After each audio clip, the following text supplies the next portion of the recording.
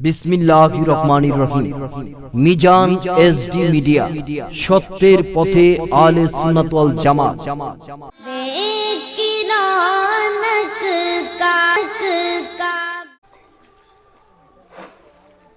আসসালামু আলাইকুম ওয়া রাহমাতুল্লাহি ওয়া বারাকাতুহু।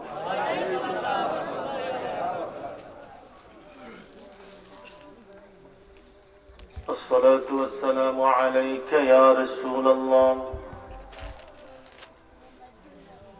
الصلاة والسلام عليك يا حبيب الله، الصلاة والسلام عليك يا شفيع المذنبين،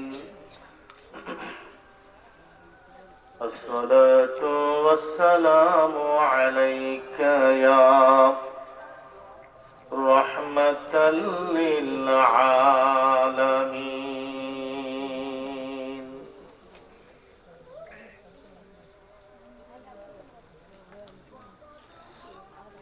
الحمد لله،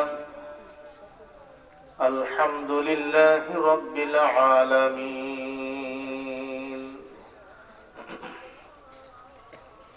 والعاقبة للمتقين،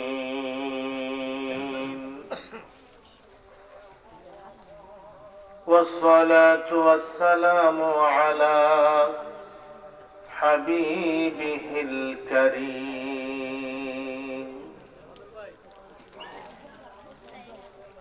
الذي كان نبيا وآدم بين الماء والطين،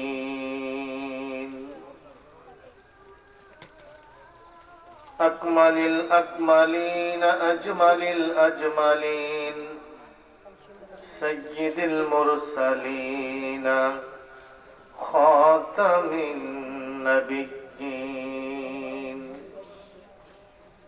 وعلى آله وأصحابه وأزواجه وذريته وعترته وأولياء ملته وعلماء أهل سنته وجميع أمة محمد المصطفى صلى الله عليه وسلم أجمعين. أما بعد، فقد قال الله تعالى في كلامه المجيد وفرقانه الحميد: أعوذ بالله من الشيطان الرجيم. بسم الله الرحمن الرحيم.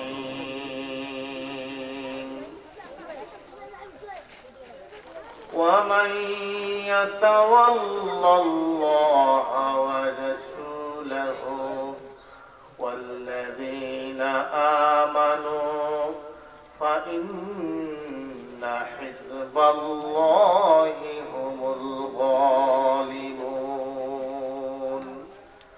صدق الله مولانا العظيم، وصدق رسوله النبي الحبيب الكريم.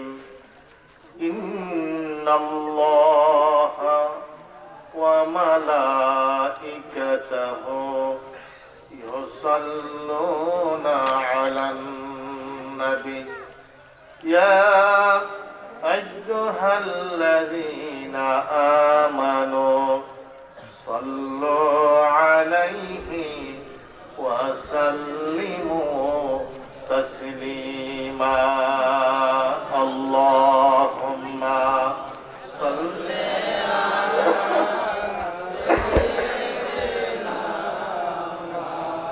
على مولانا محمد وعلى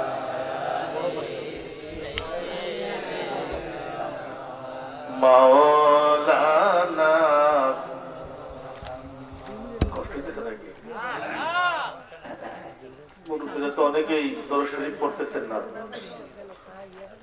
কেউ কৃপণতা করবেন না, অবশ্যই দরুদ শরীফ পড়বেন। এই জন্য পড়বেন, দরুদ শরীফ এমন একটা আমল যা আদা করার সাথে সাথে কবুল হয়ে যায়। আপনার যত বন্দিগি আছে, এই সকল বন্দিগি তো আমাদের বন্দিগির তো কোনো কথাই হয় না।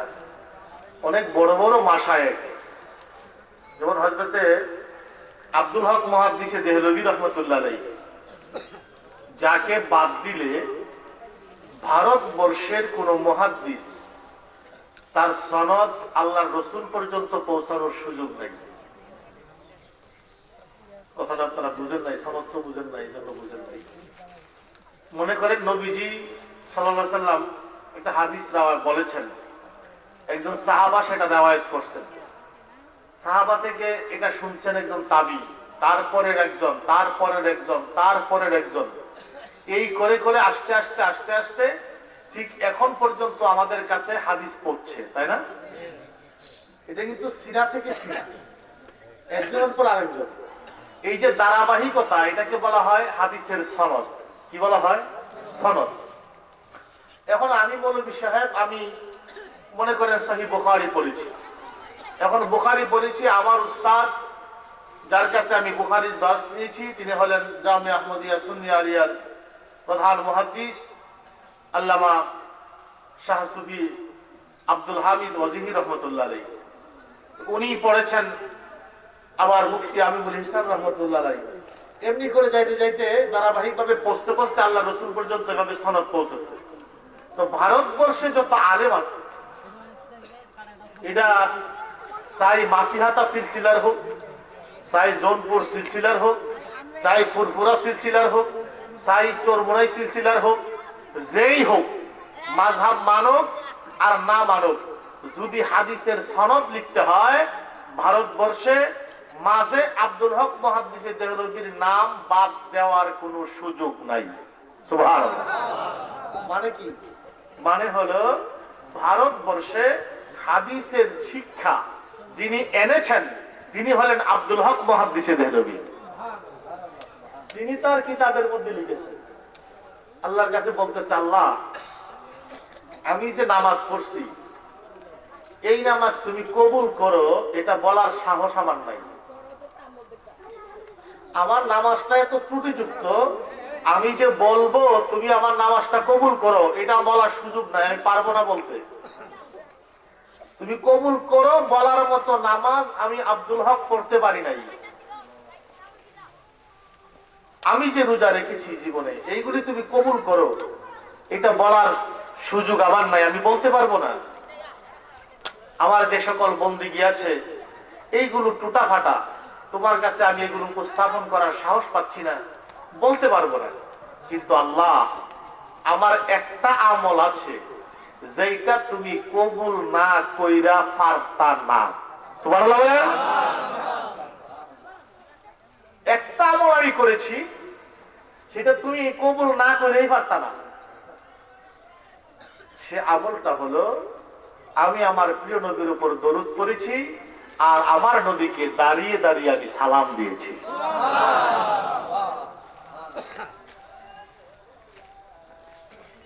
দুর্ভাগ্য আমাদের, ওনার থেকে হাদিস শিক্ষা আমরা এখন কিয়ামের বিরুদ্ধে ফতোয়া দেই, অথচ নিজেদের অনেক দাবি করি আমরা অনেক স্কলার, অনেক বড় প্রাজ্ঞ বিজ্ঞ। আর যারা এই দেশের মানুষকে হাদিস শিখাইছেন তারা আল্লাহর কাছে কিভাবে বলে, আল্লাহ আমার এই আমলটা তুমি কবুল না করেই পারতা না। আল্লাহু আকবার বলেন না? উনার মতো লোক যদি উনার নামাজটা আল্লাহর কাছে উপস্থাপন করতে না পারে, আমরা নামাজের কি খবর থাকবো? আমরা নামাজ যে কত নম্বরের নামাজ, হ্যাঁ? নামাজও ঠিক আছে, হিসাব মিলানিও ঠিক আছে, ঠিক কিনা বলেন? সব ঠিক, আমাদের ভিতরে সব চলছে। উনি বলতেছেন আমি বলতে পারবো না, তুমি কবুল করো। আমরা কেমনে কইতাম? তবে দরুদ শরীফ পড়েন। যেই মাত্র দরুদ শরীফ তিলাওয়াত করবেন, সাথে সাথে আল্লাহ সুবহানাহু ওয়া তাআলা আপনার উপর 10টা রহমত নাযিল করবেন। প্রত্যেকের সাথে একজন করে নির্দিষ্ট ফেরেশতা রয়েছে। আপনি যেই মাত্র দরুদ শরীফ পড়েন, ওই ফেরেশতা আল্লাহর হাবিবের কদমে দরুদ আর সালাম পৌঁছিয়ে দেয়। বন্ধুরা আমার, এছাড়া যদি মহব্বতে দরুদ পড়তে পারেন, মদিনাওয়ালা দরুদ আর সালামের জবাবটাও দিয়ে দেন।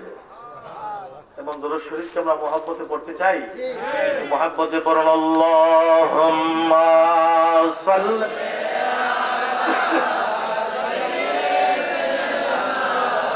মাওলানা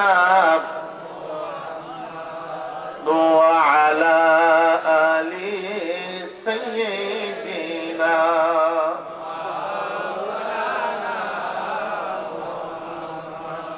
মুহাম্মাদুন বাশারুন লাইসা কাল বাশারি ইয়াকুতুম হাজারুম লাইসা কাল হাজারি আল্লাহুম্মা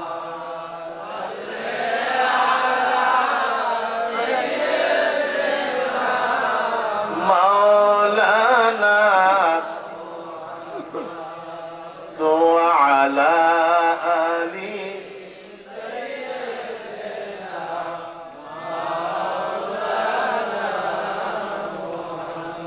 لا يمكن الثناء كما كان حقه بعد از خدا بزرگ توی قصہ مختصر اللهم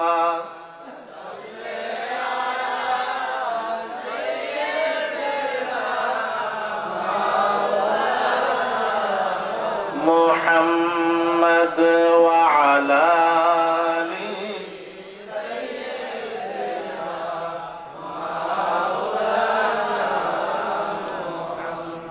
সবাই প্রাণ খুলে মহব্বতে পড়ুন বালাগাল উলা বিকামলিহি কাশাফাত দুজা حسنت جميع خصاله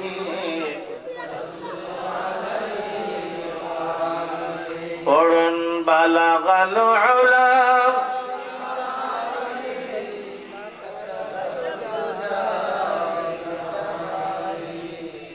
حسنت جميع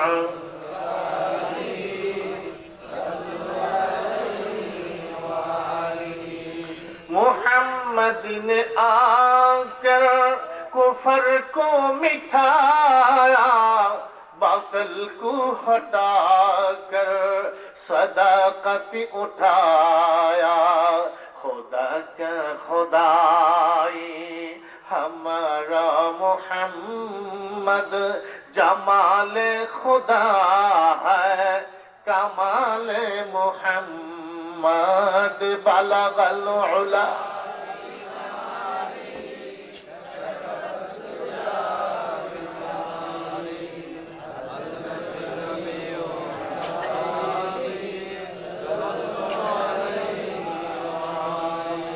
ہمارا نبی جی سب بہتر نہیں کوئی پیغمبر ہے ان کی برابر خدا کا پیارا ہمارا محمد جمال خدا ہے کمال محمد بلغ العلا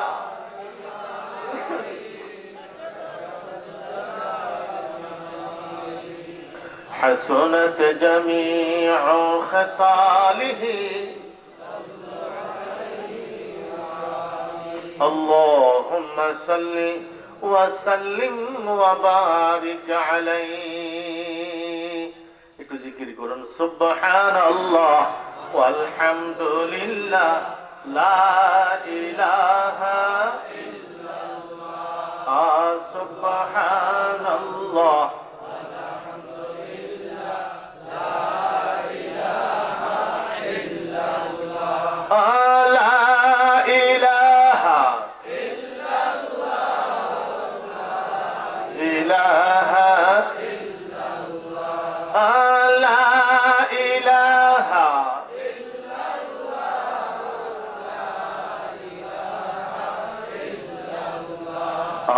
حسبي ربي جل الله وما في قلبي غير الله حسبي ربي جل الله وما في قلبي غير الله نور محمد صلى الله نور محمد صلى الله لا إله إلا الله لا إله إلا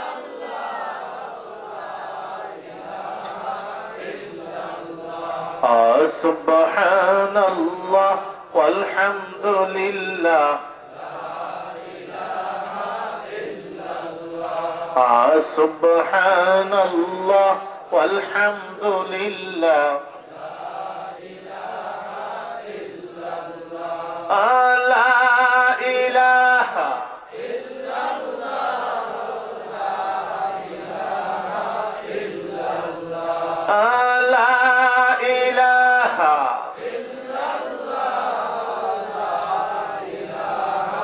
إلا الله عالم مالك ہے ہر شے کا وہ خالق ہے وہ عالم کا مالک ہے ہر شے کا وہ خالق ہے وہی تو سب کا رازق ہے وہی تو سب کا رازق ہے لا الہ الا اللہ لا الہ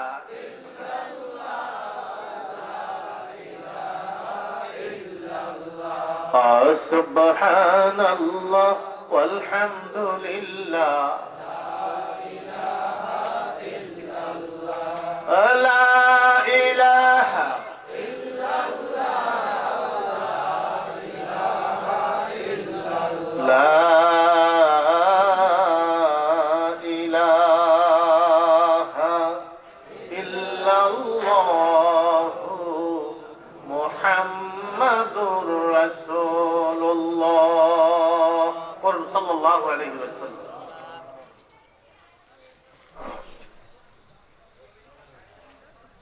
উপস্থিত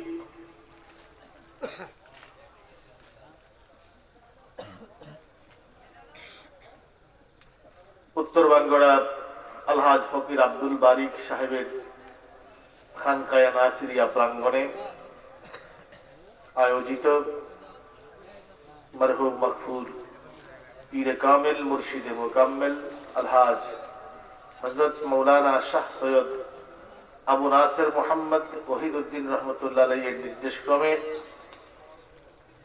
এবং মরহুম আলহাজ ফকির আব্দুল বারিক সাহেবের স্মরণে আয়োজিত আজকের এই ৩৯তম বাৎসরিক ঈসালে সওয়াব মাহফিলের যিনি শুভাগমন করেছেন ঐতিহ্যবাহী মাসিহাতা দরবার শরীফের সদ্য পীর সাহেব কবলা পীরে তরিকত হাদিয়ে দ্বীন ও মিল্লাত আওলাদ রাসূল পীরে কামিল শাহ সুফি হযরত মাওলানা সৈয়দ আবু কাউসার নাসিরি বারাকাল্লাহু তাআলা ফি হায়াতিহি ওয়া জুহদিহি ওয়া ইলমিহি সকলে বলুন আল্লাহুম্মা আমিন। উপস্থিত আজকের মাহফিলের সভাপতি জনাব মোহাম্মদ আবু সাইদ এই বাঙ্গরার কৃতি সন্তান এবং সহ সভাপতি আমার সহকর্মী আপনাদের এলাকার কৃতি সন্তান হযরতুল আল্লামা মাওলানা আলহাজ মোহাম্মদ হেলাল উদ্দিন। আজকের মাহফিলের প্রধান আকর্ষণ মিষ্টভাষী তরুণ বক্তা মুফাসসিরে কোরআন হযরত মাওলানা মুফতি সিরাজুল ইসলাম, বিশেষ বক্তা সাদেকপুর দাখিল মাদ্রাসার সম্মানিত সুপার বন্ধুবর হযরত মাওলানা মোহাম্মদ লুকমান হুসাইন, এবং আরো আছেন ভোলাচন্দ জামে মসজিদের সম্মানিত খতিব আমার স্নেহের হযরত মাওলানা মোহাম্মদ জাহাঙ্গীর আলম, এবং বাহাদুরপুর জামে মসজিদের খতিব হযরত মাওলানা হাবিবুর রহমান কাউসারি, এবং বাঙ্গারা রমজান মোল্লা জামে মসজিদের খতিব হযরত মাওলানা মোহাম্মদ কবির আহমেদ। আজকের মাহফিলের সুযোগ্য পরিচালক হযরত মাওলানা মুফতি নজরুল ইসলাম সহ সম্মানিত উলামায়ে কিরাম, সম্মানিত মুরব্বিয়ান, আমার যুবক ভাইয়েরা, স্কুল কলেজ ইউনিভার্সিটি মাদ্রাসার ছাত্র ভাইয়েরা, পর্দার আড়ালে পর্দানাসীন মা ও বোনেরা, সবাইকে আমি আবারও সালাম জানাই। আসসালামু আলাইকুম ওয়া রাহমাতুল্লাহি ওয়া বারাকাতুহু।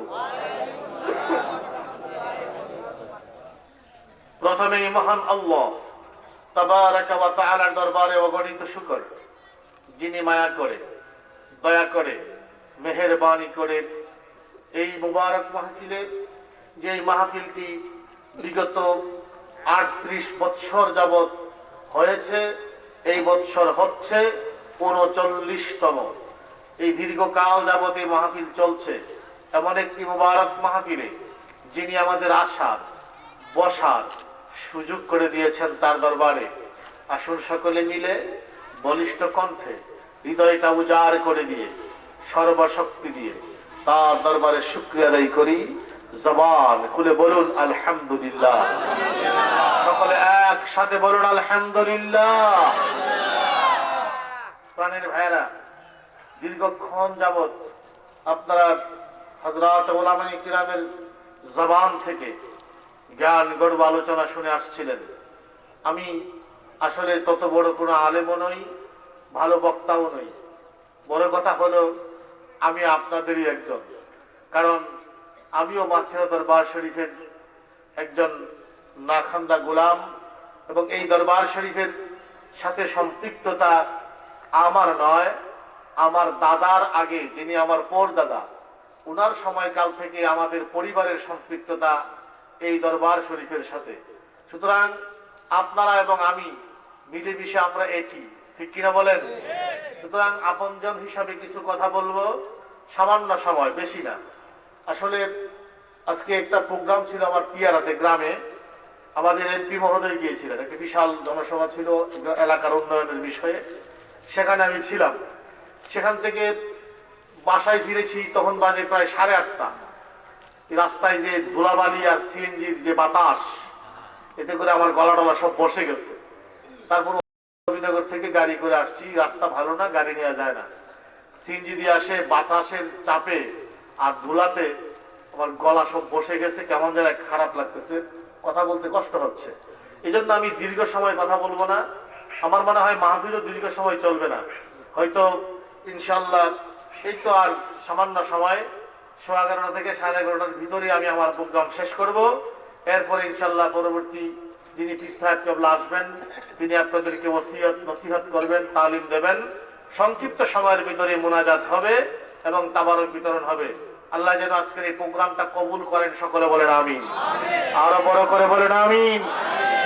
প্রাণের ভাইয়া, যেহেতু সময় সংক্ষিপ্ত, এই জন্য আমি লম্বা সময় বক্তব্য না দেব না, এই জন্য ভূমিকা লম্বা করতে চাই না। আমি সরাসরি আমি যে আয়াতে কারিমা তিলাওয়াত করেছি, ওই আয়াতে কারিমা থেকেই কিছু কথা বলতে চাই। আমার সাথে বরকতের জন্য আপনারা একটু তিলাওয়াত করুন। বিসমিল্লাহির রাহমানির রাহিম। ওয়া মান ইয়াতাওয়াল্লাল্লাহা ওয়া রাসূলাহু والذين آمنوا فإن حزب الله هم الغالبون صدق الله مولانا العظيم وصدق رسوله النبي الحبيب الكريم সরল অনুবাদ, ومن يتولى الله, যে বা যে ব্যক্তি আল্লাহকে অভিভাবক হিসাবে গ্রহণ করলো, কাকে কি হিসাবে? অভিভাবক হিসাবে গ্রহণ করলো বা করবে। ওয়া রাসূলহু, এবং তার রাসূলকে। ওয়াল্লাযিনা আমানু, এবং যারা ঈমান এনেছেন ঈমানদারদেরকে। ফাইন্না হিজবাল্লাহি হুমুল গালিবুন, অতঃপর যারা আল্লাহর দল তারা হলো বিজয়ী। বলেন সুবহানাল্লাহ। মাইয়াতাওয়াল্লাল্লাহ, যে আল্লাহকে অভিভাবক হিসাবে গ্রহণ করবে,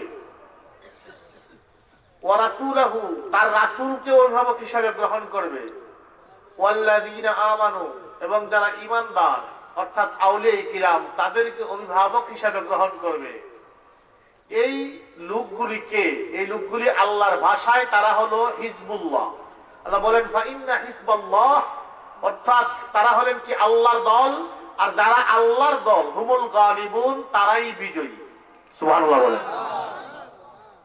আল্লাহর দল যদি কেউ হতে চায়, আল্লাহওয়ালা যদি কেউ হতে চায়, তাহলে সে অভিভাবক হিসাবে আল্লাহকে গ্রহণ করবে, রাসূলকে গ্রহণ করবে, যারা ঈমানদার তাদেরকেও গ্রহণ করবে। ঠিক কিনা বলেন? এখন আল্লাহকে অভিভাবক হিসাবে গ্রহণ করার আগে আল্লাহকে, তার পরিচয় তো আমাকে জানতে হবে। ঠিক কিনা বলেন? এখন আল্লাহকে, তার পরিচয় আমরা জানি না। যিনি আল্লাহর পরিচয় জানিয়েছেন তিনি হলেন মুহাম্মাদুর রাসূলুল্লাহ সাল্লাল্লাহু। আল্লাহকে অভিভাবক হিসেবে গ্রহণ করার আগে আমার নবীর কথা মানতে হবে, নবীকে বুঝতে হবে।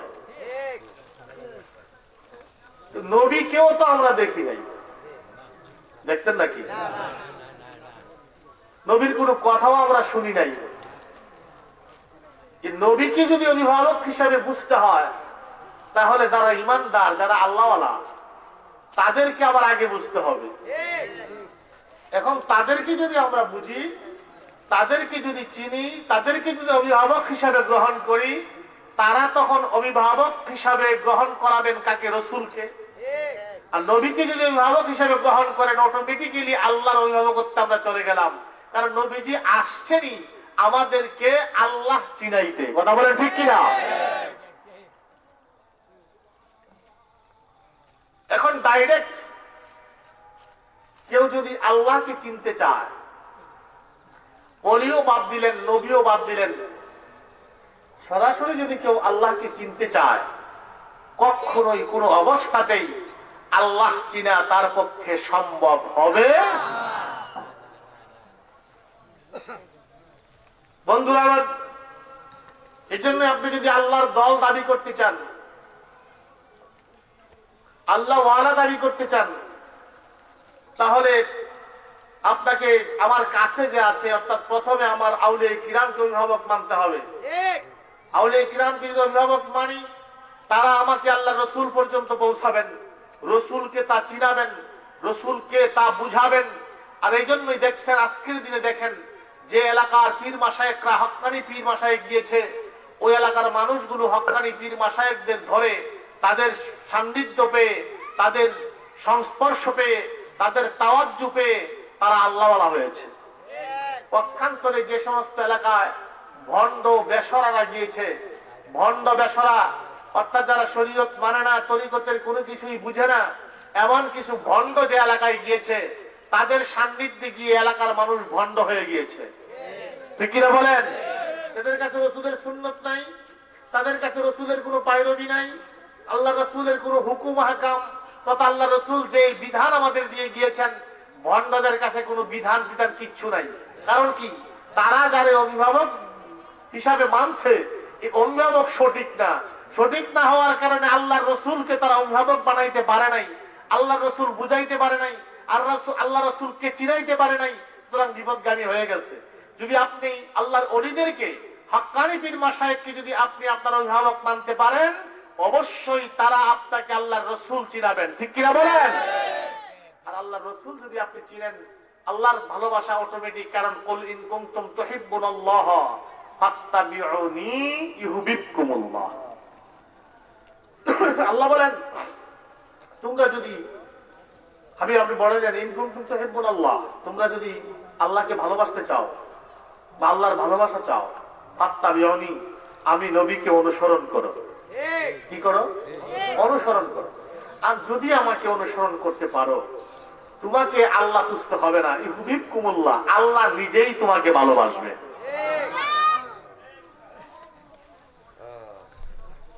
তাহলে এখন অভিভাবক, অভিভাবক কথাটি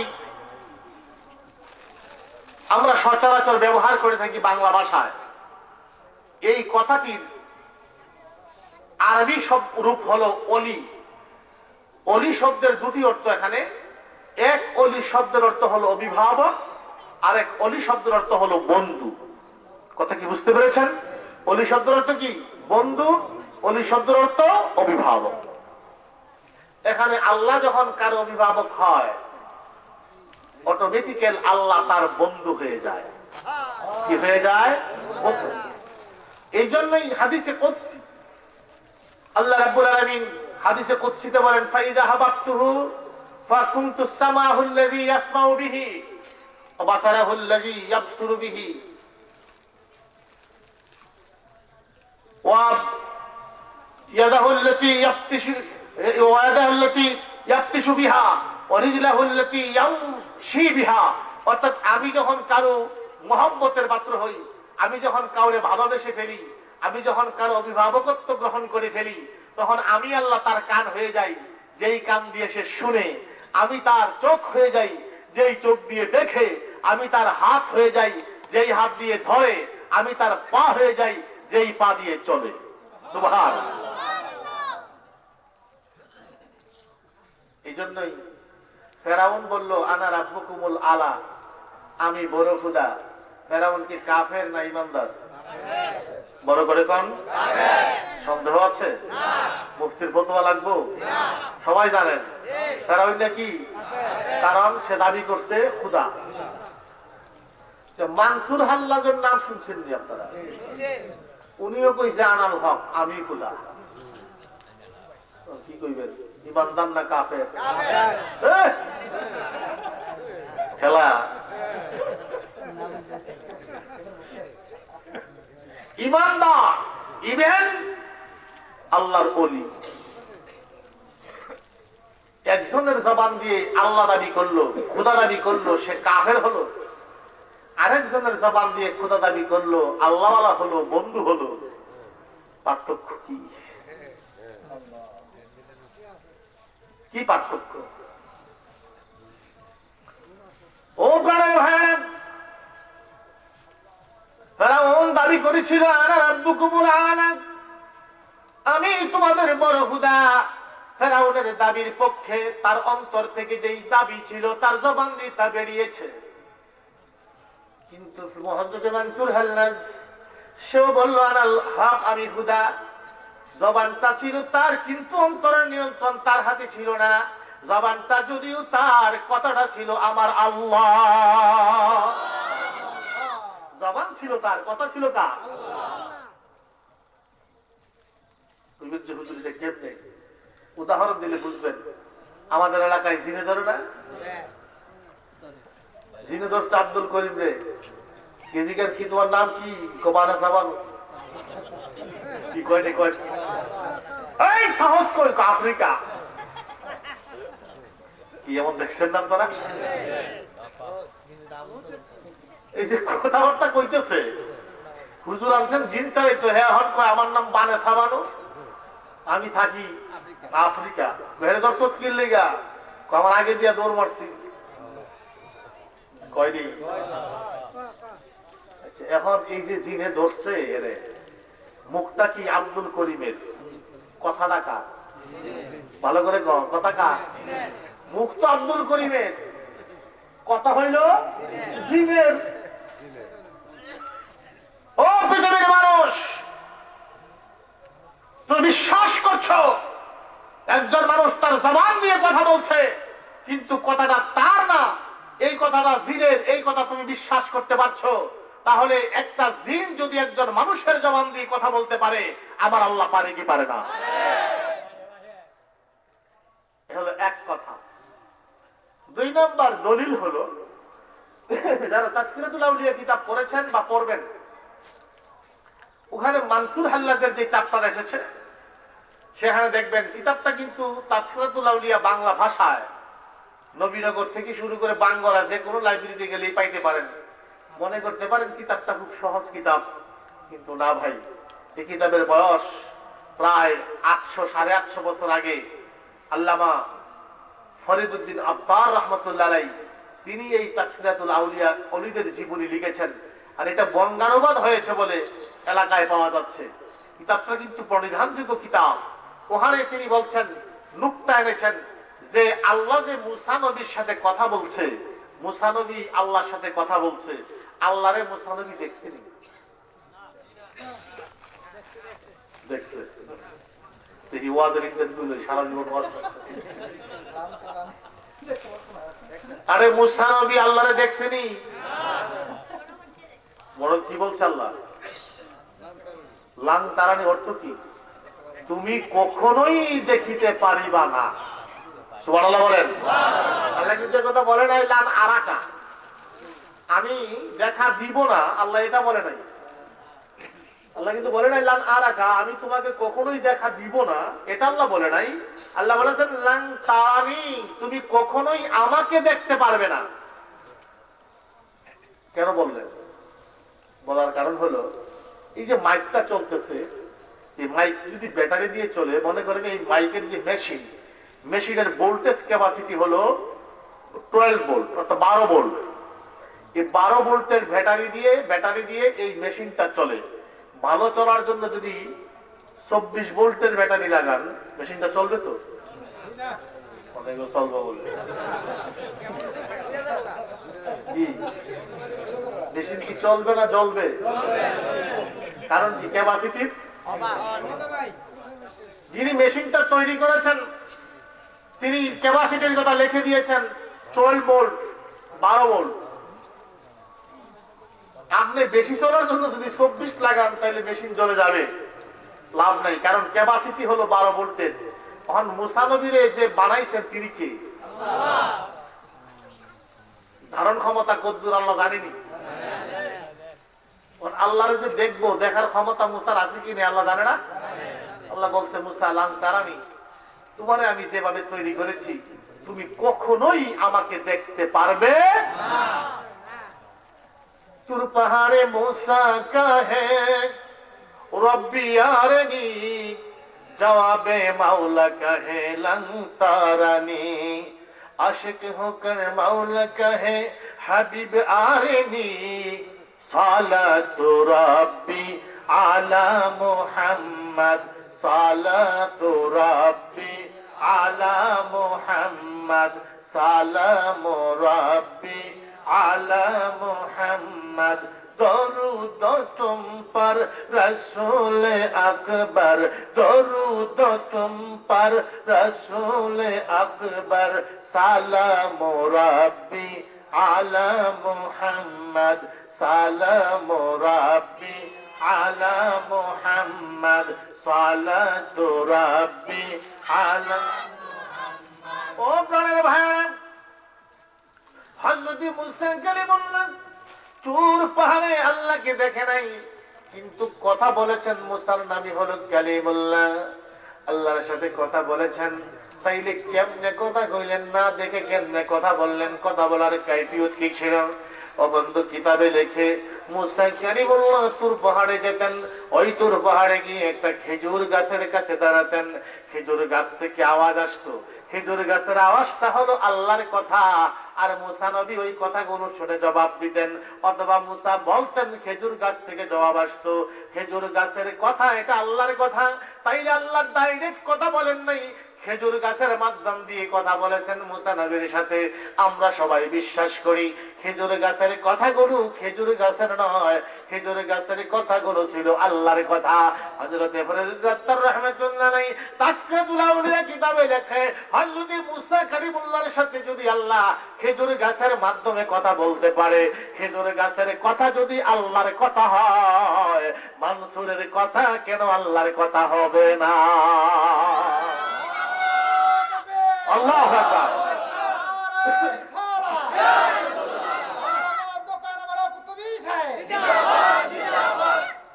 ও বন্ধুরা আমার, তাহলে মনসুরের কথা, খেজুর গাছের কথা আল্লাহর কথা, তাহলে মনসুরের কথা কার কথা? উপরের ভয়ানক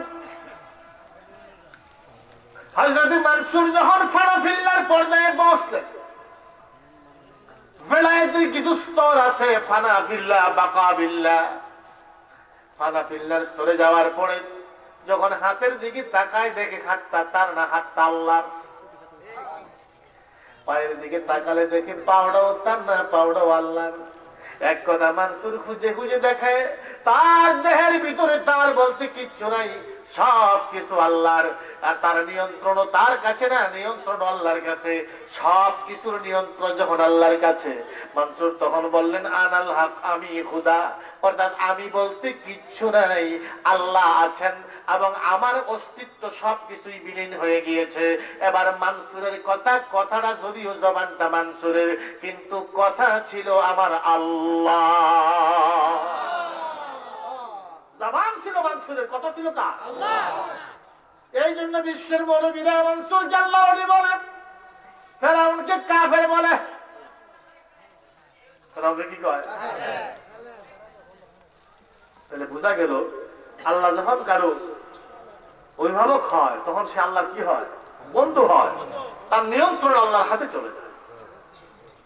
আরো যেমন আরেকটা উদাহরণ দিলে ভালো বুঝবেন। আপনারা তো হযরতে ওয়াইস কারনী রাহমাতুল্লাহর নাম শুনেছেন, শুনেন নাই? তিনি কেমন লোক ছিলেন?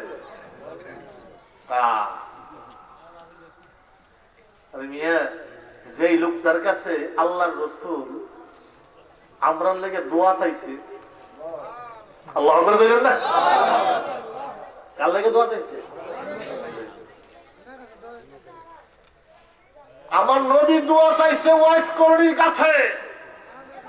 অনেক ভাইরা কলির কাছে যাইও না, তাদের কাছে কি আছে? পীর ফকিরের কাছে কিচ্ছু নাই। আরে বেটা, খবর নিয়ে দেখো না, ওলি আল্লাহদের কাছে দোয়া চাওয়া এটা নবীর সুন্নাত। ওয়াইস করণী কি ওলি না নবী? কি বলেন না? তাহলে তো শিক্ষিত না? এই সারাটা জীবন ধরে ওয়াজ শুনছেন, কত হুজুরের ওয়াজ শুনছেন। সুতরাং এই জন্য মাঝে মধ্যে জিজ্ঞেস দেখি তোর কি মনে আছে কিনা, নাকি বলে হুজুর করোনার ঠেলায় সব ভুল লেগেছে।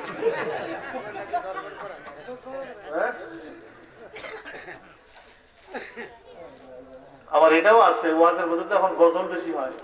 হুজুর ওয়াজের সময় মজা হয়, কিন্তু পরে আর মন চায় না। এমনও তো কিছু আছে। কথা কি বুঝতে সমস্যা হচ্ছে? ওয়াইস কারণী তার কাছে নবীজি দোয়া চাইছেন আমরার লেগে। আমরা কি খাওয়ার কম? আমরা ইজ্জত কত? আমরার খেদমতের লেগে জিবরাইল আলাইহিস সালাম তাকবীর করে। সুবহানাল্লাহ বলেন না? জিবরাইল তাকবীর করে আমরার খেদমত করার জন্য। আমাদের খেদমত কেমনে করব?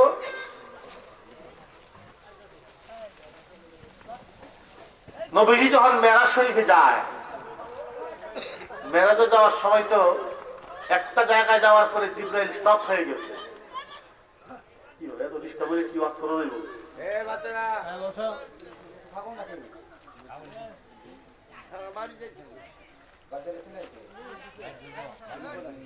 একদম চোখ, কেউ কথা বলবেন না। দরকার মাহফিলে বসানোটা আমার আদত, ইয়ে না, আদত না, অভ্যাস না। কারো কোনো হাজত থাকতে পারে, ঠিক কিনা?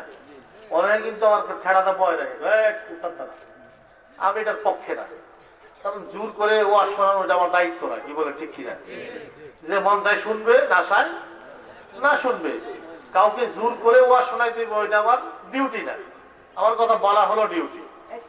মনে চাইলে শুনবে না, শুনবে না, কিন্তু পরিবেশ ডিস্টার্ব করা, আমার পরিবেশ নষ্ট করা এই অধিকার তো কারো নাই, ঠিক কিনা বলেন?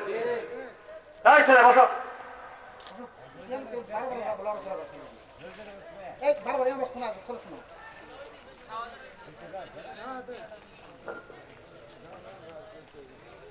কি বলতেছিলাম ভুলেই গেছি, কি বলতেছিলাম মনে নেই।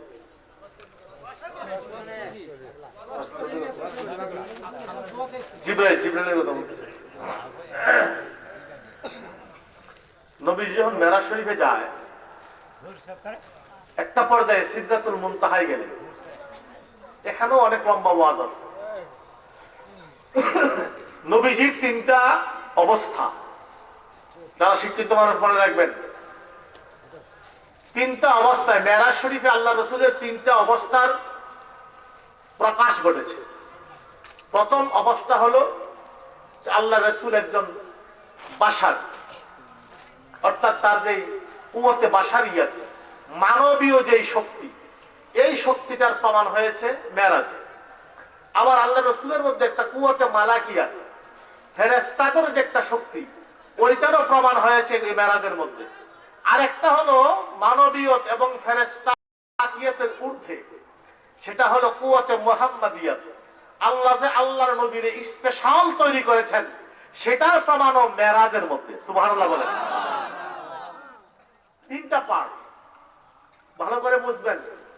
প্রথম পার্ট হলো বাইতুল্লাহ শরীফ থেকে বাইতুল মুকাদ্দাস পর্যন্ত এক পার্ট, বাইতুল মুকাদ্দাস থেকে সিদরাতুল মুনতাহা পর্যন্ত দ্বিতীয় পার্ট। তৃতীয় পার্ট হলো সিদরাতুল মুনতাহা থেকে আল্লাহর আরশ আজিম পর্যন্ত। এখন বাইতুল্লাহ শরীফ থেকে বাইতুল মুকাদ্দাস এই যে ভ্রমণটা, এটা ছিল মানবীয় ভ্রমণ। কি ভ্রমণ? মানবীয়, কুওয়াতে বাশারিয়া। বাইতুল মুকাদ্দাস থেকে সিদরাতুল মুনতাহা পর্যন্ত যে ভ্রমণটা, এই ভ্রমণটা ছিল কুওয়াতে মালাকিয়াত, অর্থাৎ ফেরেশতাদের যে গুণ, ওই গুণের ভ্রমণ। কারণ কোন মানুষ কি উঠতে পারে? প্রথম আকাশে শ্বশুরে যাইতে পারে? ফেরেশতা পারেনি? ফেরেশতা পারে। তখন আর মানবীয় না, তখন ফেরেশতা। ফেরেশতার যে গুণ, ওই গুণে আল্লাহ রাসূল সিদরাতুল মুনতাহা পর্যন্ত গেছে। সিদরাতুল মুনতাহা যাওয়ার পরে এবার জিবরাইল কয়, अगर अक्सर मुए बरतर फरम, अगर अक्सर मुए बरतर फरम, फरूगे तजल्ली बसो जद फरम, फरूगे तजल्ली बसो जद फरम। या रसूल अल्लाह, একটা কদম যদি আমি জিবরাইল সামনের দিকে অ্যাডভান্স হব, আল্লাহ রাব্বুল আলামিন আমার 600 নূরের পাখা দিয়েছেন। সমস্ত পাখাগুলো আল্লাহর নূরের তাজাল্লিতে জ্বলে ছাই হয়ে যাবে। একটা কদম সামনে বাড়লে শেষ। আমার নবীজি গেছিলেন,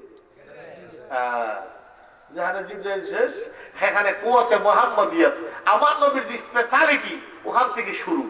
আল্লাহু আকবার বলেন। জিবরাইল মালাকিয়াতের দৌড় পর্যন্ত জিবরাইল আছে, যদ্দূর ফেরেশতা যাইতে পারে দূর আছে, এরপরে আর নাই। আমার নবী যাচ্ছে। জিবরাইল ডাক দিয়ে বলি, ইয়া রাসূলুল্লাহ, বাইতুল্লাহ শরীফ থেকে বাইতুল মুকাদ্দাস পর্যন্ত আমি ছিলাম, বাইতুল মুকাদ্দাস থেকে প্রথম আকাশ পর্যন্ত ছিলাম, দ্বিতীয়, তৃতীয়, চতুর্থ, পঞ্চম, ষষ্ঠ, সপ্তম আকাশ পর্যন্ত ছিলাম, সিদরাতুল মুনতাহা পর্যন্ত আসলাম। ইয়া রাসূলুল্লাহ, সামনের দিকে আর যাইতে পারবো না, কিন্তু আপনি তো আরশ আজিম পর্যন্ত যাবেন। আপনার মাধ্যমে আমি একটা তাকবীর করতে চাই, আমি একটা জিনিস আপনার মাধ্যমে প্রার্থনা করতে চাই আল্লাহর দরবারে। মেহেরবানি করে আমার প্রার্থনাটা আপনি কবুল করিয়ে দেবেন, মেহেরবানি করে আমার প্রার্থনাটা আপনি মঞ্জুর করিয়ে দেবেন। আল্লাহ রাসূল বলে, কি রে জিবরাইল, কি এমন কি তদবির তুমি আমার দ্বারা আমার দ্বারা কবুল করাবে? আল্লাহর দরবার থেকে তোমার জন্য মঞ্জুর করতে হবে কি? তোমার আরাধনা কি? তোমার প্রার্থনা কি? জিবরাইল বলে, ইয়া রাসূলুল্লাহ, ইয়া হাবিবাল্লাহ, হুজুর গো, মেহেরবানি করে আল্লাহর দরবার থেকে মঞ্জুর করাবেন। কাল কিয়ামতের ময়দানে আপনার উম্মতের ফুলসিরাতের কিনারে গিয়ে ফুলসিরাত পার হইয়া যখন জান্নাতের ভিতরে প্রবেশ করবে, ওই জায়গায় আমি আপনার উম্মতের খাদেম হতে চাই। আমি আমার নূরের পাখাগুলো বিছায়া দিব, আমার পাখাগুলোর উপর পা রেখে রেখে আপনার উম্মতেরা জান্নাতে প্রবেশ করবে।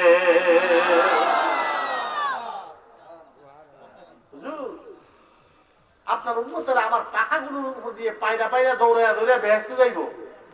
আমি আপনার উম্মতের এই খেদমতটা করতে চাই। আল্লাহু আকবার বলেন না? আমরা উম্মতে মুহাম্মদের জন্য জিবরাইল তদবির করে খেদমতের,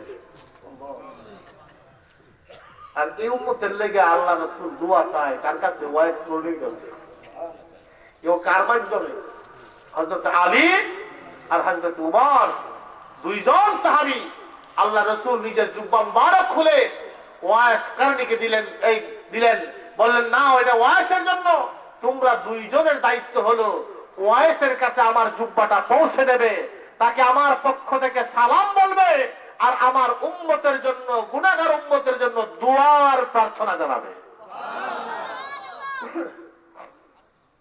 দোয়া করতে বলবে। হযরত উমর আর আলী দুইজন মক্কা শরীফে হজের মৌসুমে ঘুরে ঘুরে হালি ভিজগায়। ইয়ামান থেকে কে এসেছো? ইয়ামান থেকে কে এসেছো? ওখানে ওয়াইস নামে কেউ আছে নাকি? মানুষ কয়, আপনি ওয়াইসের নাম কেমনে জানেন? এ তো পাগল। ওয়াইস বলে পাগল।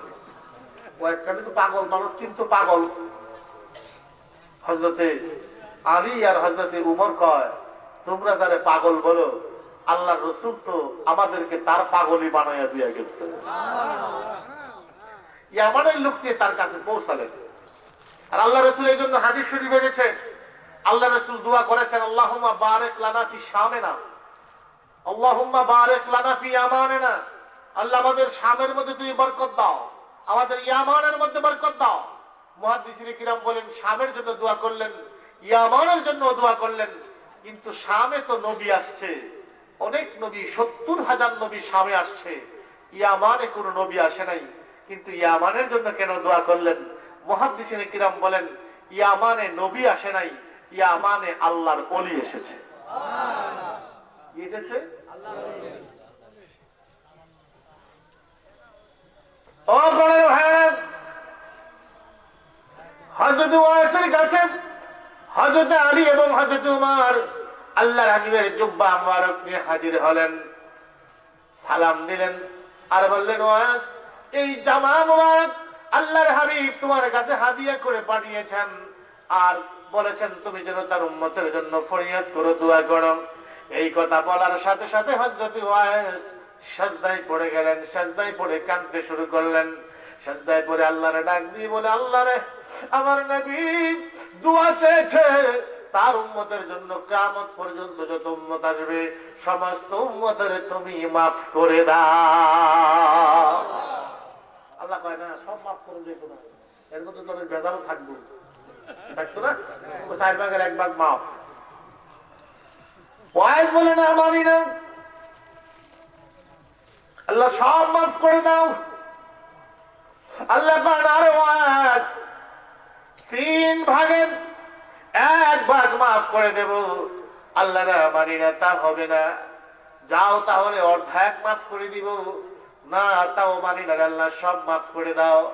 যাও তাহলে 4 ভাগের 3 ভাগ মাফ করে দেব। এবার সময় হযরত উমর ডাক পারলেন, ও ওয়াইস, কি এত লম্বা সিজদায় পড়ে আছো কেন?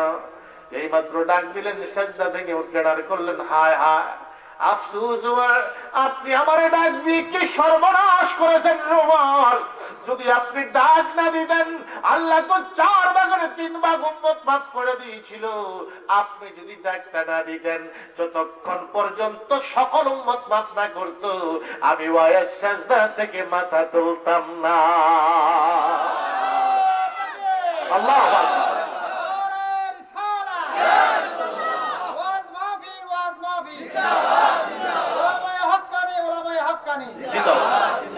ও প্রাণের ভাইরা, ওই ওয়াজ একদিন নামাজি হতো, ওই এলাকায় একটা মানুষ হাঁটতেছে যাইতেছে, যাওয়ার সময় দেখে কতগুলো ছাগল চারণ ভূমিতে, আর বাঘ ছাগল গুলোকে পাহারা দিচ্ছে। ছাগল তো বুঝিনি কোন জাতের অবস্থা, ছাগলের মাথা ঠিক আছে, দূর দেখতে ছাগল ঠিক নাই। আমরা দেশে ছাগল পাললে মাঝে কিন্তু ছাগল বলে পালে, আসলে পাগলে পালে না, ছাগল পাললে পাবেন না, পাগল হয়ে যায়। এটা তো এদিক সেদিক জায়গা, খুঁজে পাইতে পাইতে অবস্থা খারাপ।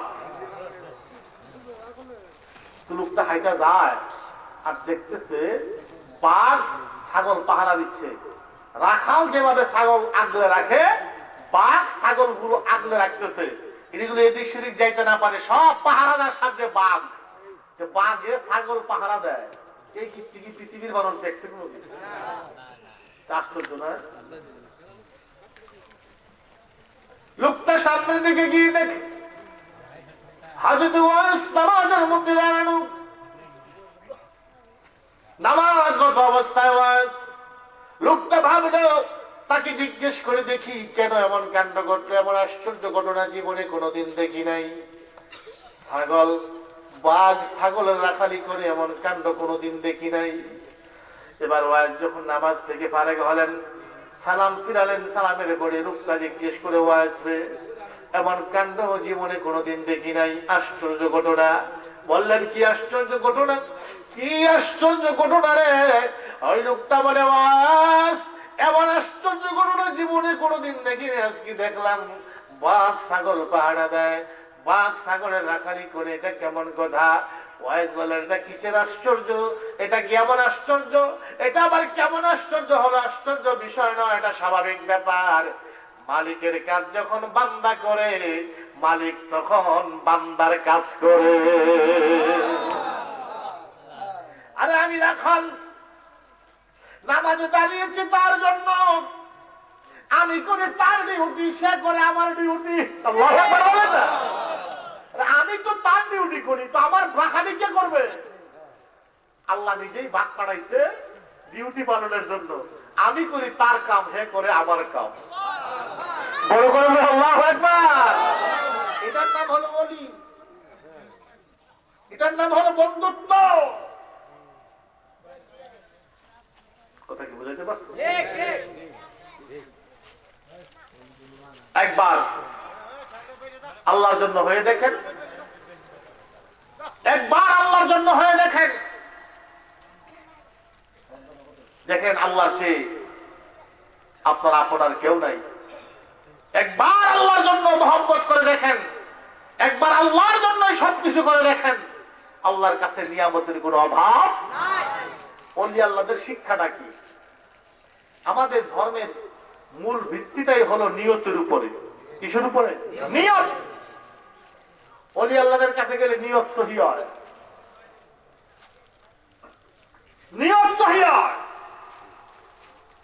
ওলি আল্লাহরা কখনো সওয়াবের জন্য মানুষকে ইবাদত বندگی করায় না, ইবাদত বندگی আল্লাহকে চিনার জন্য করায়। কথা বলেন ঠিক কিনা?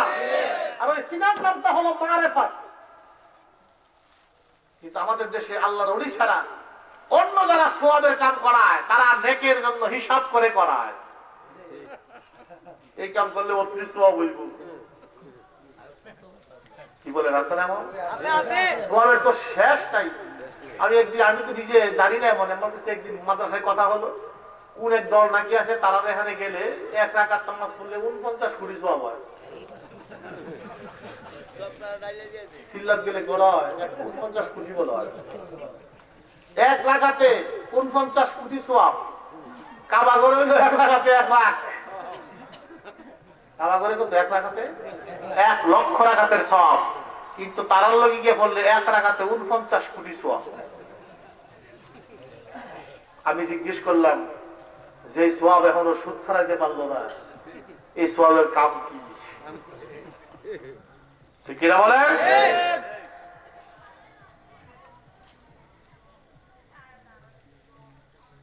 তাবলীগের চিল্লা আমরা দেই আত্মশুদ্ধির জন্য নাকি দেই? আমি বলতে চাই, বহু আছে যারা চিল্লা দিয়েছে ঘুষ খায়, চিল্লা দিয়েছে সুদ খায়। কথা বলে ঠিক কিনা? একজন কামেল পীরের সাথে ঘুরে দেখেন, 3 দিন ঘুরবেন, জীবনে আর সুদ খাবেন না। কামেল পীরের লগে ঘুরে দেখেন, 3 দিন ঘুরবেন, জীবনে ঘুষ খাবেন না। ঠিক কিনা বলেন? যে চিল্লা আপনাকে সুদ থেকে বাঁচাতে পারলো না, যে চিল্লা আপনাকে ঘুষ থেকে বাঁচাতে পারলো না, ওই চিল্লা কখনোই আপনাকে জান্নাত থেকে জাহান্নাম থেকে আপনাকে বাঁচাতে পারবে না, পারবে না। কথা বলেন ঠিক কিনা? ওলি আল্লাহদের পথে আসেন। আমি জিজ্ঞেস করতে চাই, 49 কোটি না আরো কোটি কোটি সওয়াব হোক, এমন কোন হিসাব কি আপনাদের কাছে আছে যে এই হিসাবে যদি আগায়া যায়, এতনি সওয়াব যদি কোন রকম হয়ে যায়, তাহলে বেহেশত করা হয় আলাম না? আছে নাকি এমন কোন হিসাব নাই? দেখেন না কোন সংখ্যা মিলে?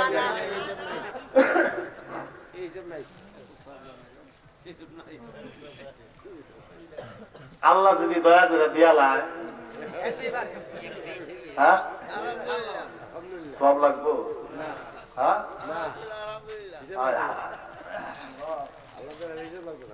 এই জন্য বন্ধুগণ, কেউ যখন আল্লাহকে অভিভাবক হিসাবে গ্রহণ করে, তখন তার মনের ভিতরে এমন ধারণা হয়, ভয় একমাত্র আল্লাহকেই করে, আর সন্তুষ্ট একমাত্র আল্লাহকেই করতে চায়। কথা বলেন ঠিক কিনা? বন্ধু, আল্লাহর শিক্ষা হলো, তুমি জান্নাতের আশা করে কোনো লাভ নাই। জান্নাতের আশা তুমি কেন করবা? জান্নাতের মালিক যদি তোমার জান্নাত না দেয়, ওই জান্নাতে যাওয়ার মতো কোনো সুযোগ তোমার নাই। জান্নাতের আশা তুমি কেন করবা? তুমি জান্নাতের মালিক চাও, জান্নাতের মালিক যদি তোমার হয়ে যায়, জান্নাতের আশা করার কোনো প্রয়োজন নাই।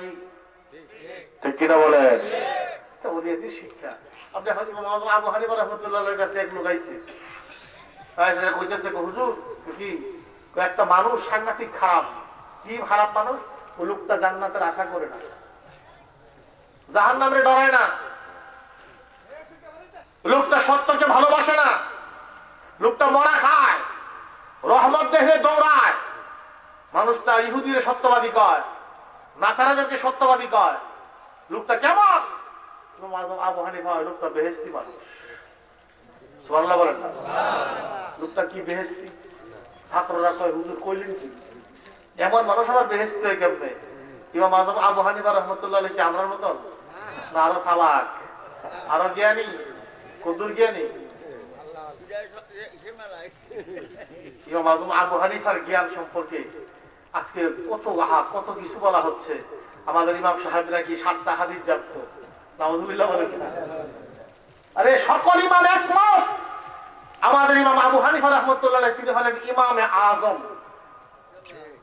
ইমামে আযম, যিনি মহান ইমাম, শুধু ইমাম না, ইমামে আযম।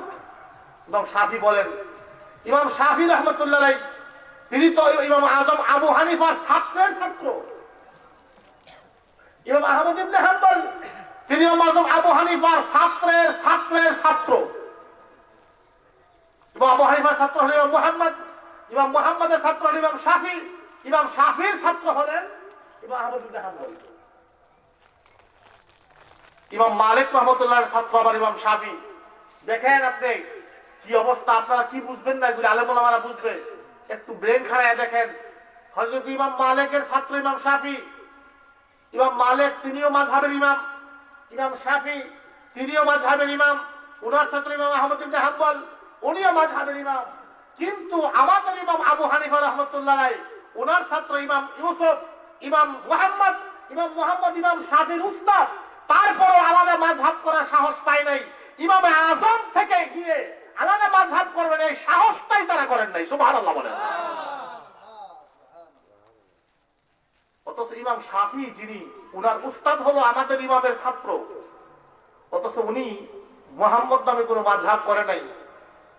ইমাম ইউসুফ তিনি মাযহাব করে নাই, বরং ইমাম আবু ইউসুফ, ইমাম মুহাম্মদ উনারা কিন্তু কি করেছেন, এই হানাফি মাযহাবের মধ্যে গবেষণা করেছেন, কিন্তু আলাদা মাযহাব করে নাই, অন্য মাযহাবগুলো আলাদা হয়েছে।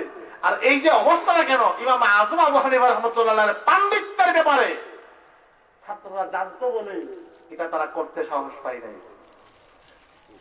কেমন পণ্ডিত ছিল, একটা উদাহরণ দেই, কষ্ট হচ্ছে আপনাদের?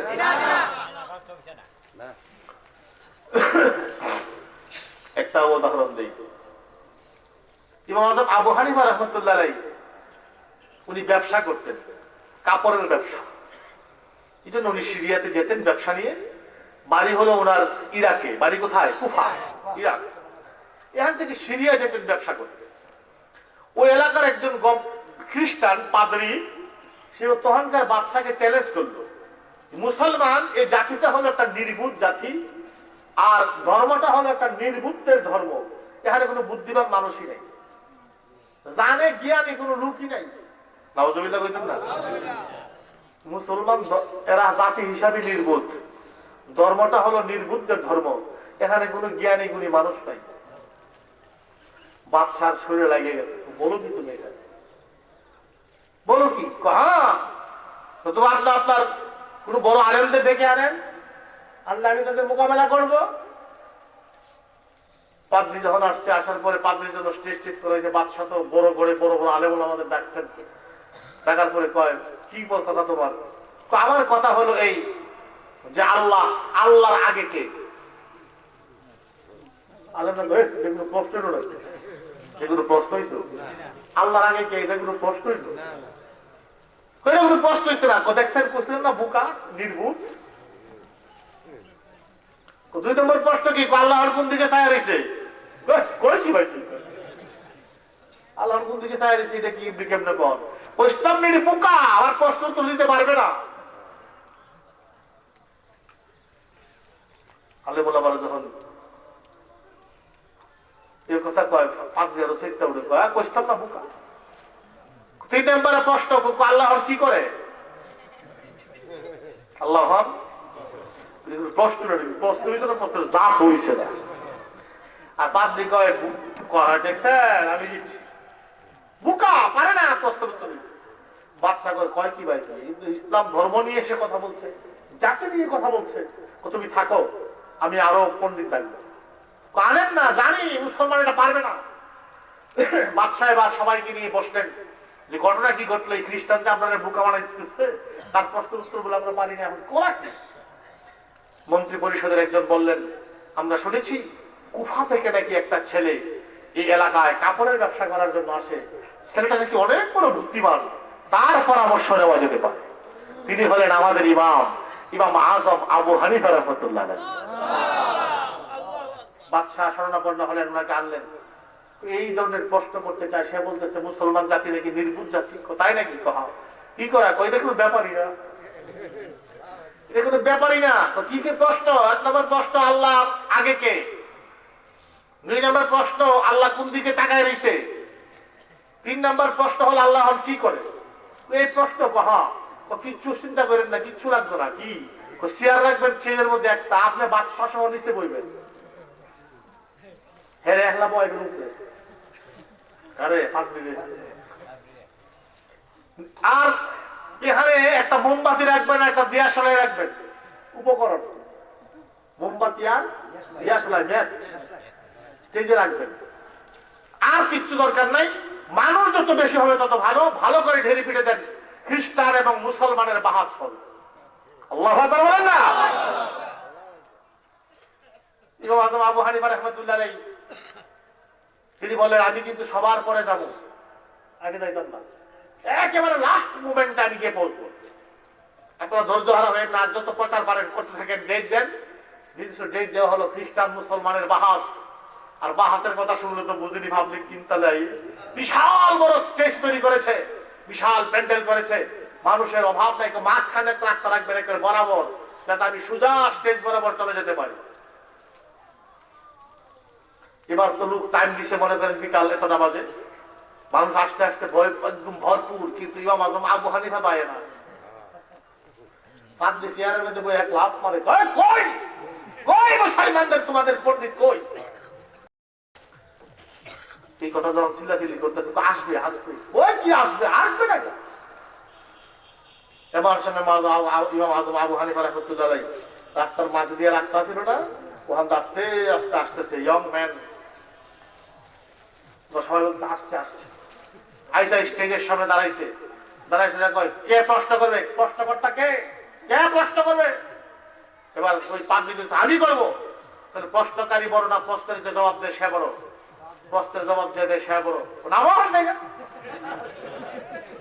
চেয়ারে বসে গেলে গা আল্লাহ বলেন না, বললে কাজ করে রয়েছে। তুমি চেয়ারে কেন? তুমি তো প্রশ্ন করবা, যে উত্তর দেয় সে বড়। আমি চেয়ারে বসবো, তুমি নিচে আসো।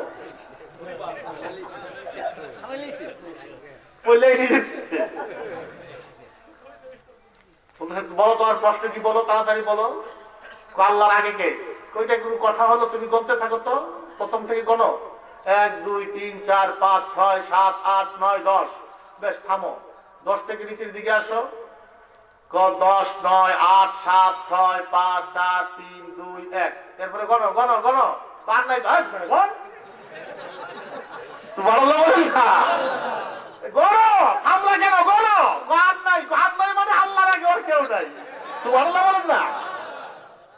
তুই যেদিন একের পরে সংখ্যা বের করতে পারবি, ওই দিন আমি বলে দেবো আল্লাহর আগে কে আছে। 2 নম্বর প্রশ্ন কি? আল্লাহ কোন দিকে ছায়া রয়েছে? মোমবাতিতে দাঁড়াও, দাঁড়াও। এ তো ছাত্র, জানতে চায় না, ছাত্র তো। দাঁড়াও, মোমবাতি দাঁড়াও। মোমবাতি ধরাইছে, দিয়া ফেলে যাইলা, মোমবাতি লাগাইছে। তো বলো তো মোমবাতির আলোটা এখন কোন দিকে আছে? মোমবাতির আলো কি একদিকে আছে নাকি? কারণ আদান মোমবাতির আলো কোন দিকে? কস না, তো সব দিকে আছে। আমার আমরা সব দিকে চাই দিচ্ছি। সুবহানাল্লাহ বলেন। 3 নম্বর কথা হলো, তোমার 3 নম্বর প্রশ্ন আল্লাহ কি করে? বুঝতে দেরি লুকিয়ে লেগে কি করে? বুঝতে হলো আল্লাহ তোরে নামাইছে, আমার তুলছে। আল্লাহ এটাই করে, তোরে স্টেজ থেকে নিচে নামাইছে, আমারে এই যে বসাইছে, আল্লাহ এটাই করছে। সুবহানাল্লাহ বলেন। দিনটা কেমন?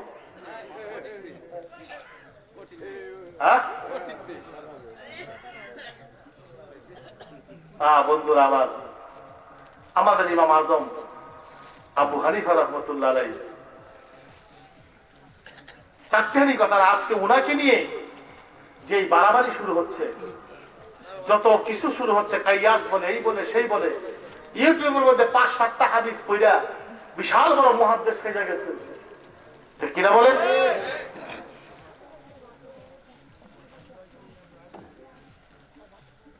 বন্ধুরা, আমি বলতেছিলাম, যখন আমরা আল্লাহকে বন্ধু হিসাবে গ্রহণ করব, আল্লাহকে অভিভাবক হিসাবে গ্রহণ করব, আল্লাহ রাব্বুল আলামিন আমাদেরকে বন্ধু বলে গ্রহণ করবেন। কথা বলেন ঠিক কিনা? আর আল্লাহ বলেন, আলা ইন্না আউলিয়া আল্লাহি লা খাউফুন আলাইহিম ওয়া লা হুম ইয়াহসানুন। যারা আল্লাহর ওলি হলো, আল্লাহর বন্ধু যারা হলো, তাদের না আছে ভয়, না আছে টেনশন।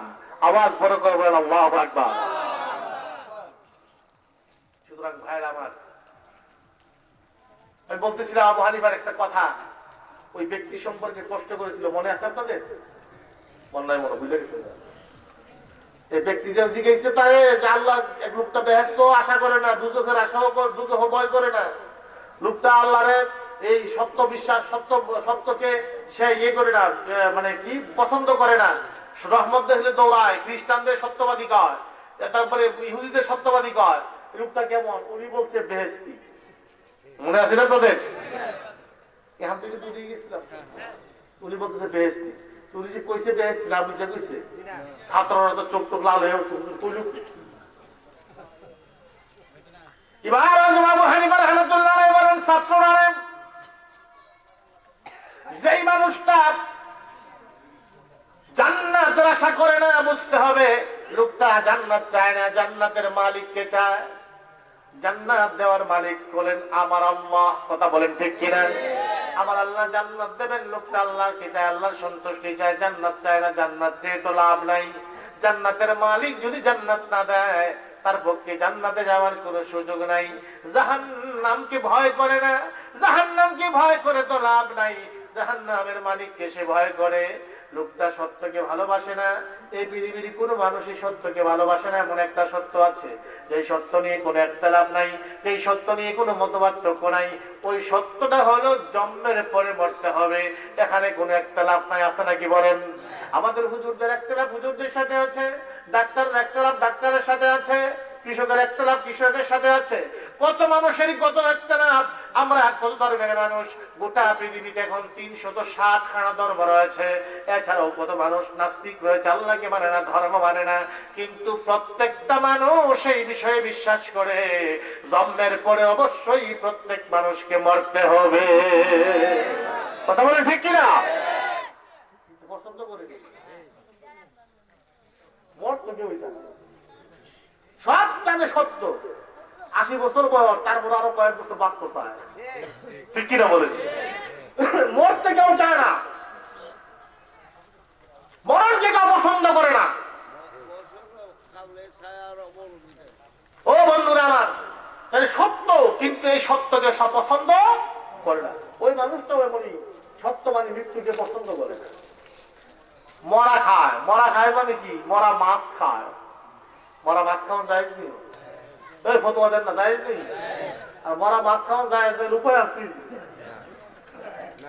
হ্যাঁ, মরা মুরগি খাওয়ান, মরা গরু, কিন্তু মরা মাছ আল্লাহ রসুল জায়েজ করে দিচ্ছে। মরা মাছ জায়েজ হইলে বাংলার বাজারে কত মাছ উঠে মরা, সব জায়েজ খা। যদি না জায়েজ ওই উপায় আসিল, মরা মাছ খাওয়া জায়েজ। আচ্ছা বলেন তো, রহমত থেকে পালায়, আচ্ছা এই মুহূর্তে যদি বৃষ্টি নামে থাকবেন নি কেউ? আল্লাহ আমার পালাই তো দৌড় দিবে। বৃষ্টি তো রহমত। বৃষ্টি কি রহমত হলে পালায়, মানে তো বৃষ্টি নামলে দৌড় দেয়। শেষ ইহুদি সত্যবাদী বলে, ইহুদিরা কয় ওকালাতিল ইয়াহুদু লাইসাতিন নাসারা। হ্যাঁ, মানে কি একটা আয়াত আছে না ধরনের। ইহুদিরা বলে যারা নাকি খ্রিস্টান তারা কিচ্ছু না, তারা কোনো ধর্মেরই না, এরা কোনো ধর্মই মানে না। আবার যারা নাসারা তারা কয় ইহুদিরা কোনো ধর্মেরই না, এদের কোনো ধর্মই নাই। তো এরা কয় সত্য কথাই কইছে। ইহুদি কইছে নাসারা কোনো ধর্ম না, আর নাসারারা কইছে ইহুদিরা ধর্ম না। হ্যাঁ, হাসা কথাই তো কইছে। কথা বলে ঠিক কিনা? জিকির করুন লা ইলাহা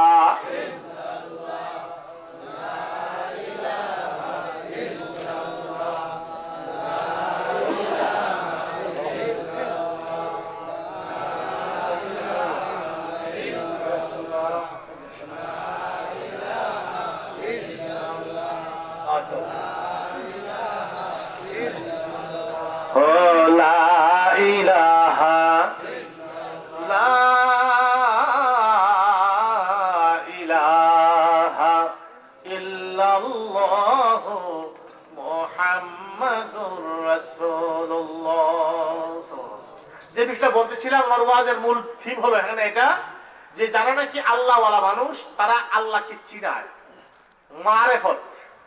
তারা আল্লাহকে চিনতে শিখায়, আল্লাহকে ভয় করতে শিখায়, আল্লাহর সন্তুষ্টি শিখায়, সওয়াব শিখায় না। ঠিক কিনা বলেন? সওয়াবের আশায় বন্দেগী করলেন, সওয়াব পাইলেন। হাসরের দিন আল্লাহ যদি কয় বান্দারে তোর কাছে আমি কিচ্ছু চাই না, খালি আমি তোর দিলে শোক দিছিলাম, এই শক্তি যে দিছিলাম এটি দিয়ে কি কি দেখছ হিসাব দে। সম্ভব নেই। বন্দা তোরে পানি খাওয়াইছিলাম, এই নিয়ামত পানি আমি তোর দিছিলাম, হিসাব ছাড়া পানি দিছিলাম। বাংলাদেশে জন্ম হয়েছিল তোর, যদি পানির হিসাবটা দে পারবি না দিতে? সওয়াব তো সব শেষ। এই জন্য আল্লাহওয়ালা মানুষ যারা, আল্লাহর ওলি যারা, তারা কি শিখা? তারা শিখায় আল্লাহর সন্তুষ্টি। ইবাদত হবে একমাত্র আল্লাহর জন্য। কথা বলেন ঠিক কিনা? এই ওয়াজটা শেষ করে দিচ্ছি। কালকে ইমাম গাজ্জালী রাহমাতুল্লাহ আলাইহি, আমি এবছরে অনেকখানে গেলে এই কথাটা বলি। এই জন্য বলি যে আপনাদের ঈমান এবং আকীদাকে দুরুস্ত করতে হবে আমলের ক্ষেত্রে। ইমাম গাজ্জালী রাহমাতুল্লাহ আলাইহি লেখেন যে তিনি যখন নাকি আমরা যখন মারা যাই, মারা যাওয়ার পরে আমাদের লাশটা যখন জানাজার পরে কবরে নেওয়া হয়, এই কবরে নেওয়ার আগের যে সময়টা এই ফাঁকে আল্লাহ রাব্বুল আলামিন বান্দার একটা প্রশ্ন করে। রুহটা তো সাথে সাথে থাকে, বান্দারে জিজ্ঞেস করে, বান্দারে আমি তোরে অনেক নিয়ামত দিছিলাম, যে তুই বান্দা তোরে এত নিয়ামত আমি দিছি, ব্যাখ্যা তো আপনারা অনেকেই জানেন, এত নিয়ামত দিলাম, তুই কসম দিলি বান্দা শুধু আমার লাইগা আমার সন্তুষ্টির জন্য তুই এমন একটা কাজ করছস, এবার একটা কাজ দেখাতো আমারে। বান্দা তার জীবনের প্রথম থেকে শেষ পর্যন্ত হিসাব মিলাইয়া দেখবো, আল্লাহর জন্য একটা কাজ করছে, এটা তার আমলনামায় নাই। ওইলে করছে ছেলের লাইগা, নাইলে করছে মেয়ের লাইগা, নাইলে স্ত্রীর লাইগা, নাইলে সমাজের লাইগা, নাইলে ইজ্জতের লাইগা, নাইলে নামের লাইগা, নাইলে সোয়াবের লাইগা, আল্লাহর লাইগাই করছে, এমন কাজ তার আমলনামায় খুঁজা। এই জন্য আল্লাহর ওয়াস্তে কাজ করার চেষ্টা করেন, আল্লাহর ওয়াস্তে করেন। জীবনে একটা কাজ যদি আল্লাহর মহব্বতে করতে পারেন, একটার জন্য কাফি হয়ে যাবে। কথা বলে ঠিক কিনা?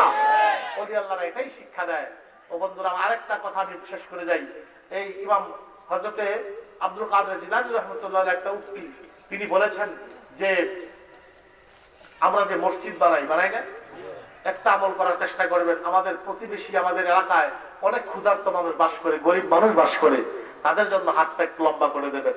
হযরত আব্দুল কাদের জিলানী বলেন যে আমি অনেক আমলের মধ্যেই গবেষণা করেছি, মানুষকে খাওয়ানোর চাইতে ভালো আমল আর আমি খুঁজে পাই নাই। সুবহানাল্লাহ বলেন না? এজন্য আমাদের দরবার কাদরিয়া তরিকার দরবার আব্দুল কাদের জিলানী রাহমাতুল্লাহ আলাইহি এই কথার আমল আমাদের মাসিহা দরবার শরীফে আছে।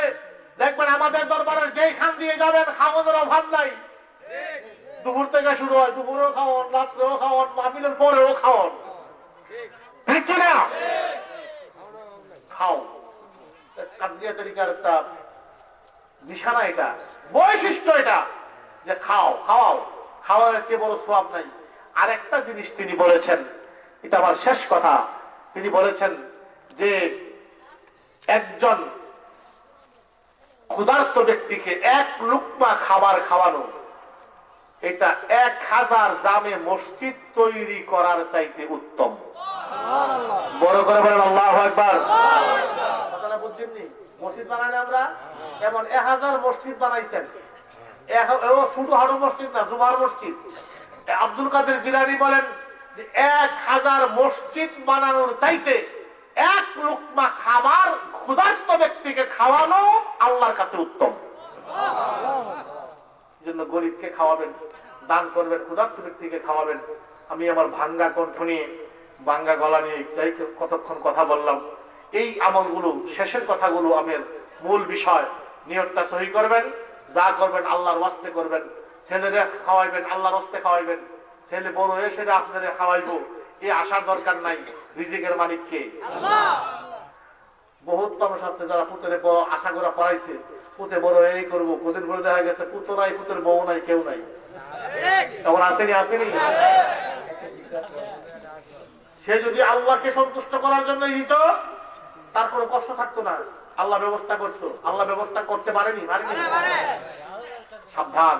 এই জন্য নিয়ত রাখবেন, শুধু আল্লাহ সন্তুষ্টির জন্য সব করবেন, সব আল্লাহ সন্তুষ্টির জন্য করবেন। আল্লাহ আপনাকে ঠেকা রাখবে না, বিপদ রাখবে না। এই নিয়তটা এভাবে সহি রাখবেন। আর গরিব দুঃখীকে খাওয়াবেন, পাশাপাশি আল্লাহর জন্যই করবেন, আল্লাহকেই ভয় করবেন। আল্লাহ আমাদের তৌফিক দিন। সকলে বলুন আমিন। ওয়া আলাইনা ইল্লাল বালাগ। আসসালামু আলাইকুম ওয়া রাহমাতুল্লাহি ওয়া বারাকাতুহু। আমাদের ইউটিউব চ্যানেলটি সাবস্ক্রাইব করে আমাদের সাথে থেকে পাবেন বিভিন্ন সুন্নি পীর মাশায়েখদের ওয়াজ ও গজল। আমাদের ভিডিওটি ভালো লাগলে লাইক, কমেন্ট এবং ইসলামের ও সুন্নিয়তের প্রচারের স্বার্থে বেশি বেশি শেয়ার করুন। ধন্যবাদ।